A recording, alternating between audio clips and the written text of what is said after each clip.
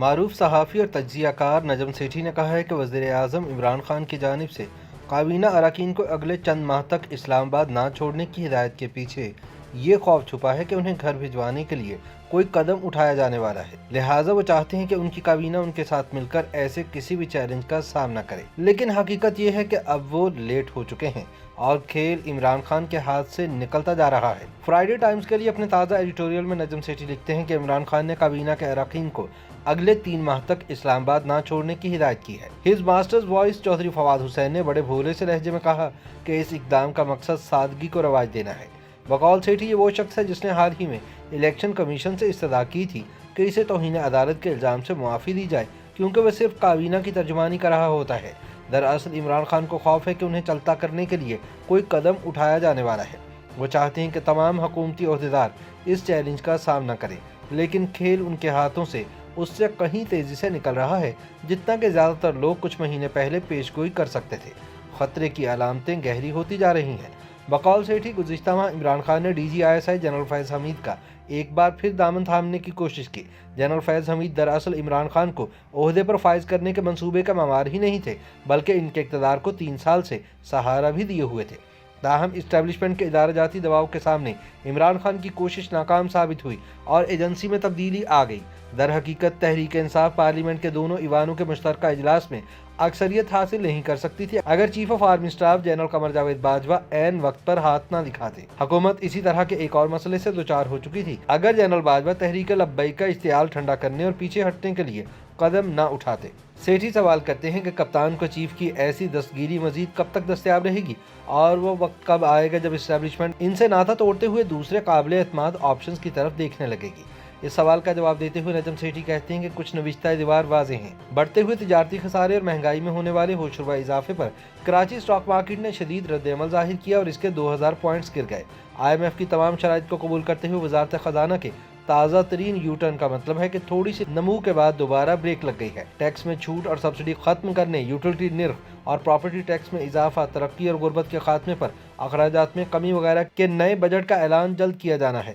ہمیں توقع کرنی چاہیے کہ تمام شعبوں میں احتجاج حکومت کا گھیراؤ کرے گا۔ سیٹھی کے مطابق پارلیمانی اپوزیشن نے قومی سلامتی پر بریفنگ میں نہ جانے کا فیصلہ کیا ہے۔ اب ان بریفنگ میں دلچسپی اتنی کم ہوتی جا رہی ہے کہ چیف آف آرمی اسٹاف اور DGISI نے مشیر برائے قومی سلامتی ڈاکٹر معید یوسف سے کہا ہے کہ وہ یہ بریفنگ دے دیا کرے۔ اب ڈاکٹر معید یوسف تو کوئی سیاسی سرمایہ نہیں رکھتے۔ متعلقہ حکام کے دنیا بھر میں ادھر ادھر کے دورے کرنے کے باوجود نیشنل سیکیورٹی کے حالات خراب ہیں۔ کابل نے تحریک طالبان پاکستان پر قابو پانے کے لیے کچھ نہیں کیا۔ صدر بائیڈن ابھی تک عمران خان کے ساتھ بات کرنے پر آمادہ نہیں۔ سعودی عرب نے بادل ناخواستہ غیر معمولی سخت شرائط پر اسٹیٹ بینک آف پاکستان کو $3 بلین دینے پر رضامندی ظاہر کی ہے، لیکن اس رقم کو حکومت کی مالی اعانت کے لیے استعمال نہیں کیا جا سکتا۔ یہ بھی یاد رہے کہ اس رقم کو 72 گھنٹے کے نوٹس پر واپس مانگا جا سکتا ہے۔ یہ رقم بھاری شرح سود پر ملی ہے۔ IMF، ورلڈ بینک، ADB جیسے کسی بین الاقوامی ادارے کے ساتھ کسی بھی مالیاتی وعدے پر پاکستان کی طرف سے ڈیفالٹ، سعودی معاہدے پر ڈیفالٹ تصور کیا جائے گا۔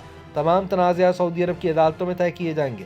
نادہندہ ہونے کی صورت میں ریاض دنیا میں کہیں بھی کوئی بھی پاکستانی اثاثہ ضبط کر سکتا ہے۔ بقول نجم سیٹھی یہ سب اس لیے ہوا کیونکہ عمران خان نے سعودی عرب کی سربراہی میں OIC کی بالادستی کو چیلنج کرنے کے لیے ترکی اور ملائیشیا کے ساتھ حریف کیمپ قائم کرنے کی کوشش کی تھی۔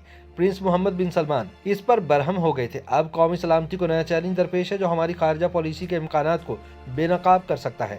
اگر انڈیا، روس، ایران اور چین قابل حکومت کو تسلیم کر لیں اور امریکی قیادت میں مغربی بلاک بشمول سعودی عرب جیسے مشرق وسطیٰ میں اس کے شراکت دار اسے مسترد کر دیں تو پاکستان کا کیا موقف ہوگا، جبکہ پاکستان کی تجارت اور امداد اسی بلاک پر انحصار کرتی ہے۔ دوسری جانب army chief general Qamar Javed Bajwa نے پاکستان کی قومی سلامتی کے نقطہ نظر کو جیو اسٹریٹجی سے جیو اکنامکس کی طرف تبدیل کرنے پر زور دیا ہے، جس میں انڈیا کے ساتھ تعلقات معمول پر لانا اور مغربی بلاک کے ساتھ قریبی تعلقات قائم کرنا شامل ہے۔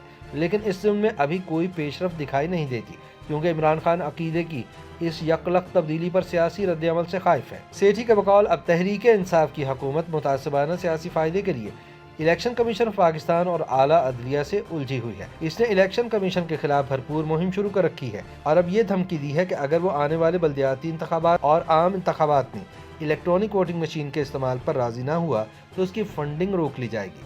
इलेक्शन कमीशन ने रद्द-ए-अमल के तौर पर तहरीक इंसाफ के फॉरेन फंडिंग केस की स्क्रूटनी कमेटी को काम तेज करने का कहा है। इसने पहले ही डस्का ज़िमनी इंतखाब में तहरीक इंसाफ की पंजाब हुकूमत पर संगीन बददियानती का इल्ज़ाम आयद किया है। वो PTI के बदजुबान फैसल वाडो को इंतखाबी फॉर्म में जानबूझकर गलत बयानी से काम लेने पर नाअहल करार देने के लिए कमर कस चुका है। आला अदलिया के लिए भी तहरीक इंसाफ की हुकूमत के साथ ताउन करते रहना मुश्किल होता जा रहा है। नवाज शरीफ और मरियम के खिलाफ मुकदमात और सजाओं पर हालात के तेवर बदल रहे हैं, क्योंकि नए इंकशाफात ने साबिक चीफ जस्टिस पाकिस्तान मियां साकिब निसार और आसिफ सईद खोसा को कटहरे में ला खड़ा किया है। आहिस्ता आहिस्ता लेकिन यकीनी तौर पर हाई कोर्ट के जज यके बाद दीगरे एग्जेक्टिव से अलहदगी का तासुर देने पर माइल है। जजों ने बिलाखिर तमाम सूबों में जमाती बुनियादों पर बल्दियाती इंतखाबात कराने का हुक्म दे दिया है। तहरीक इंसाफ इसकी मुखालफत करती है, क्योंकि जानती है कि वह हार जाएगी। पार्लियामेंट के दोनों ऐवानों के इजलास के जरिए हाल ही में नाफिज किए गए कवानीन को भी आईनी तौर पर चैलेंज किए जाने का इम्कान है और मुमकिन है कि अपोजिशन अपना हदफ हासिल कर ले। बकौल सेठी इमरान खान किसी वजह से ही अगले 3 माह के लिए बेचैन है। लंदन में गवर्नर पंजाब चौधरी सरवर अपनी हुक्मरान जमात को तनकीद का निशाना बना रहे हैं। उन्होंने राज खोला है कि एस्टैब्लिशमेंट ने इमरान खान के खिलाफ आदमी एतमाद के वोट की हिमायत का फैसला कर लिया है। जाहिर है जब कश्ती डूबने लगती है तो ऐसे ही मनाजिर देखने में आते हैं। YouTube पर गूगली न्यूज देखने के लिए youtube.com की सर्च बार में गूगली न्यूज TV टाइप करें। गूगली न्यूज के पेज पर सुर्ख रंग के सब्सक्रिप्शन वाले बटन पर क्लिक करना ना भूलिए। YouTube पेज पर अपलोड होने वाली वीडियोस से बाखबर रहने के लिए बेल आइकन पर क्लिक कीजिए। आपको हर नई वीडियो के बारे में नोटिफिकेशन मौसूल हो जाएगा।